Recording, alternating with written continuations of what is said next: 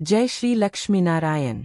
स्वागत है प्यारे भक्तों आपका मार्गशीर्ष माह की इस पावन धार्मिक श्रृंखला में, जहां हर अध्याय में छुपा है सुख, शांति, धन और ईश्वर कृपा का दिव्य संदेश। आज हम लेकर आए हैं अध्याय 21, एक ऐसी रोचक और अद्भुत कथा जिसमें एक गरीब ब्राह्मण की पुकार सुनकर स्वयं भगवान विष्णु प्रकट होकर आशीर्वाद देते हैं। कहा जाता है, जो भी इस कथा को मार्गशीर्ष माह में श्रद्धा से सुनता है, उसके जीवन में संकट दूर होते हैं और घर में सुख समृद्धि का वास होता है।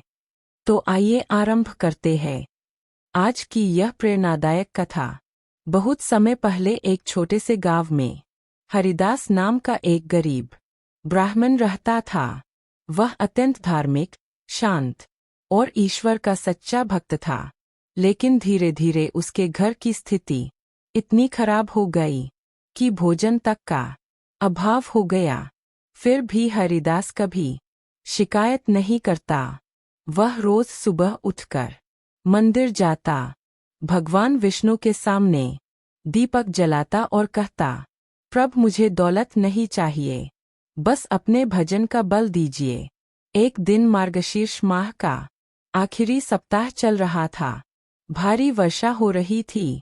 घर में अनाज का एक दाना भी नहीं था। पत्नी ने दुखी होकर कहा, अब भक्ति से क्या मिलेगा? प्रभु कब तक हमारी सुनेंगे? हरिदास मुस्कुराया और बोला, भगवान देर करते हैं, अंधेर नहीं। इतने में दरवाजे पर दस्तक हुई।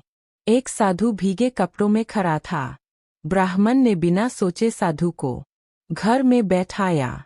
अपने पास बचे हुए आखिरी 2 सूखे रोटी के टुकड़े उन्हें दे दिए। साधु ने भोजन ग्रहण किया और मुस्कुराते हुए कहा, हरिदास, आज तुम्हारी भक्ति की परीक्षा खत्म हुई। क्षण भर में साधु का रूप बदल गया और वहां स्वयं भगवान विष्णु प्रकट हो गए। आभा से घर प्रकाशित हो उठा। भगवान बोले, हे भक्त, मार्गशीर्ष माह में तुम्हारी अटूट श्रद्धा देखकर मैं स्वयं तुम्हें वर देने आया हूँ। अब से तुम्हारे घर से अन्न, धन और सुख कभी कम नहीं होगा। इतना कहते ही भगवान ने अपने दिव्य हाथ से एक स्वर्ण पात्र हरिदास को दिया। उस दिन से हरिदास के घर में अन्न का भंडार भर गया, धनवृद्धि होने लगी और जीवन आनंद से भर गया। समूचा गांव उसकी भक्ति और विनम्रता की प्रशंसा करने लगा। कथा कहती है, सच्ची भक्ति और मार्गशीर्ष माह का संयम मनुष्य के जीवन का भाग्य बदल सकता है।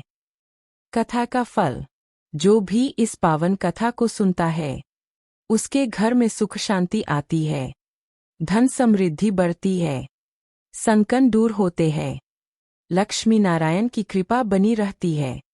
अगर आपको यह दिव्य और रोचक कथा पसंद आई हो तो वीडियो को लाइक जरूर करें, अपने मित्रों और परिवार के साथ शेयर करें और चैनल को सब्सक्राइब करना न भूलें। हम रोज लाते हैं मार्गशीर्ष माह की ऐसी ही पावन कथाएं जो जीवन में प्रकाश और आशा भर देती है। कल मिलते हैं अगले अध्याय के साथ। जय श्री लक्ष्मी नारायण।